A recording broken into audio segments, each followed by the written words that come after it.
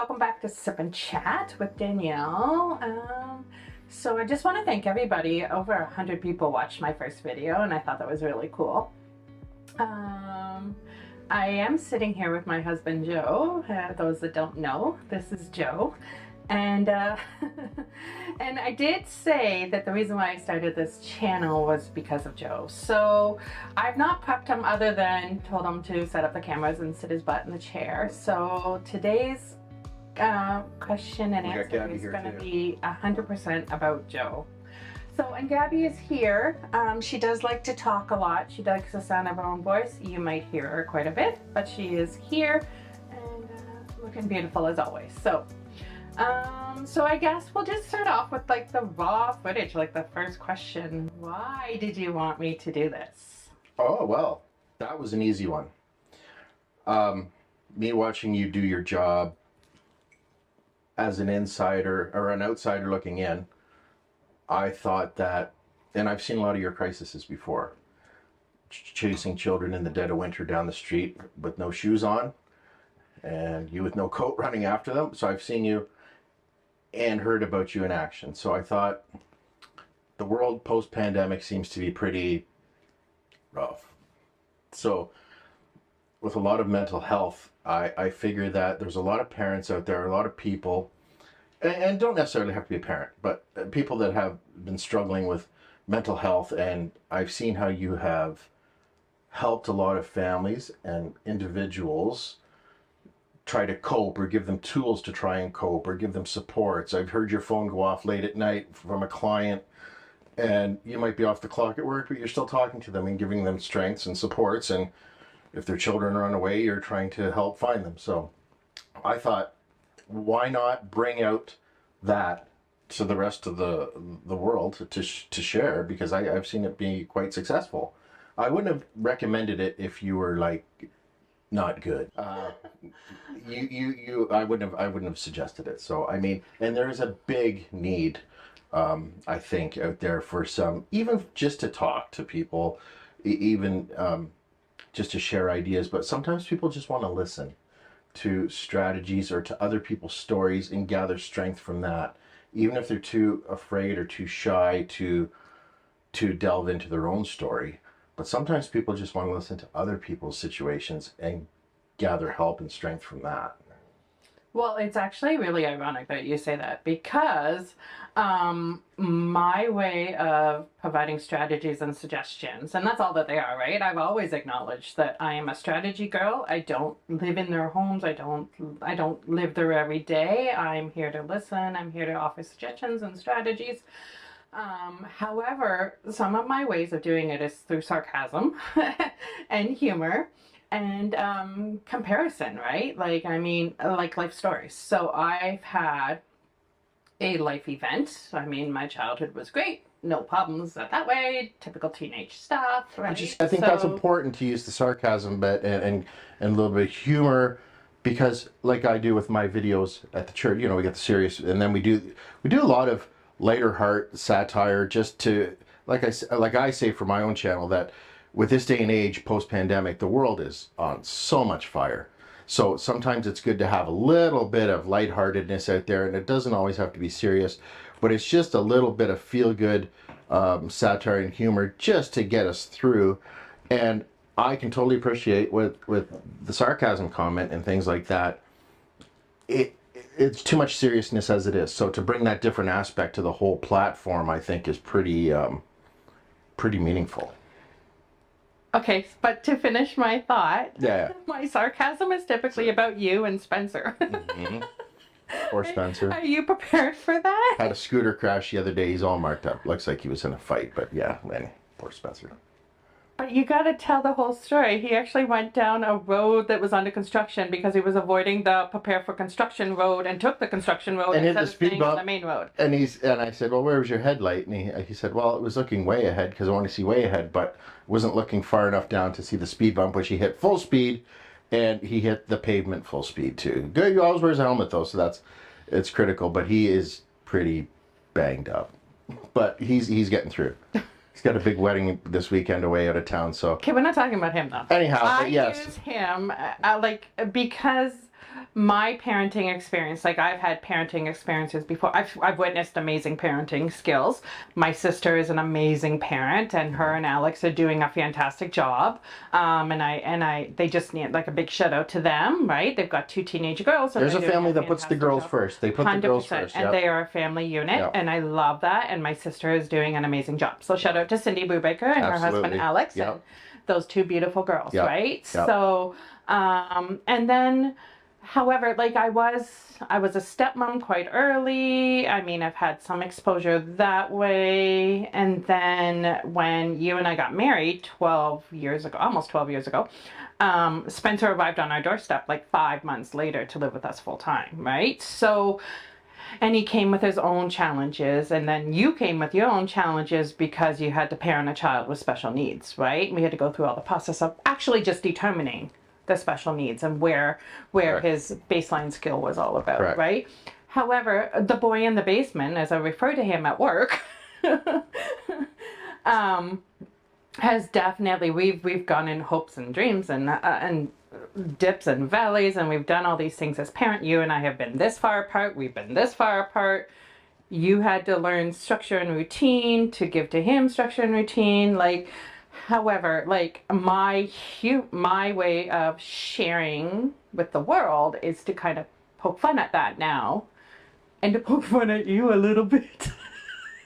And I just need to know to continue with this channel if that's okay with you. Oh yeah. Like I mean, like I say, you have to be able to turn off the seriousness, bring in the lightheartedness, and sometimes to connect. Because I've even seen you with some parents before, not just myself, but you have to put a different hat on to cope with a different family dynamic. Mm-hmm. And that, I think, is a bit of a gift, because there's a lot of people that are just like by the book, and unless they've got it in front of them as a manual to reference, you have to be able to switch gears fast sometimes to be able to bring issues to the forefront, to be able to talk to them. Because like I say, and I've seen you do it many times, many techniques on bringing the issues forward first before you can even start to talk about them. Because if you don't have the whole story, if you don't have all the issues, you can't fix it. So I've seen you have to use different techniques to get these issues out to the front. And I think it's great.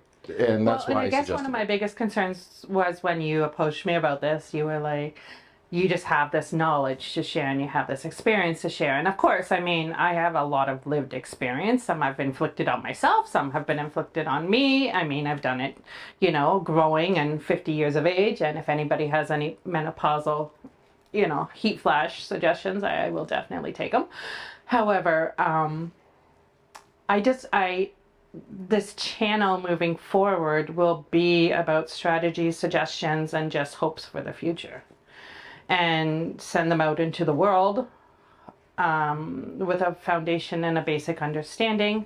I do know the knowledge. I know the cycle of abuse. I know the cycle of control. I know, you know, baseline emotions. I know all those things. But I mean, I've always been dedicated through compassion and through just wanting to help parents just look at things from a different lens, because sometimes as parents we get really stuck, right? Well, the key word is hope, which you just said, because you can take everything away from these parents, but you can't take away their hope.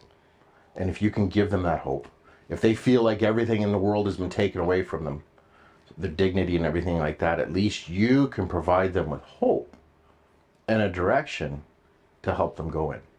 And I know you mentioned 50 years of age, that, you know, you're fewer years ahead than behind at that point. But anyhow, I still see you taking courses, like continuing to educate yourself. The big Conestoga thing that you did, all these training sessions online that you do, you're still trying to better understand the field and better yourself. So, I mean, it's not like something you learned in university early on and then you're just like, no, you're constantly learning, constantly taking new courses, constantly learning how to raise the bar and how to help these families and individuals through. So the hope word is very key, because like I say, take away everything else, but you can't take away a person's hope. Well, and I live by the clear understanding that our parents do ultimately want the best for their kids, and they know their kids the best. So I just go in with a kind, compassionate word and a listening ear and some baseline strategies and suggestions. And I have to say, all the parents that I've just, heard you just talking in the distance from, they've all seemed to be very invested in their family lives and their children. And I haven't heard or like I say, like it's none of my business what the caseload is, but I haven't heard you discuss or mention anything about a parent that wasn't engaged with their child. They all seem to be looking to better the lives of themselves and their child or their children. Well, and I believe that. And I will 9 times out of 10 also tell a child to go home to their parent. Yeah. And to brainstorm this, right? So anyways, just on that note, I mean, it got really deep and really heavy, and I do like to keep things sarcastic. Like pop quiz for my husband. What is my favorite food? Ribs. Yes. Yeah, absolutely. It's my favorite beverage. The Well, whole world knows it. red wine. Red wine. That's right. Okay, well, moving forward, you need to be prepared to be kind of the cameraman as well as absolutely. the butt of my jokes as well as my training manual. Well, and because you and I have done the whole gamma in 10 years trying to support Spencer. Oh, we have, and it's been a big learning curve, but I think settled into a pretty decent routine. Like you and I even have a retirement plan all figured out, and the boy in the basement's moving out. Well, that's going to be a big part of it's going to be a big adjustment, but but we have goals, we have plans, we have foresight.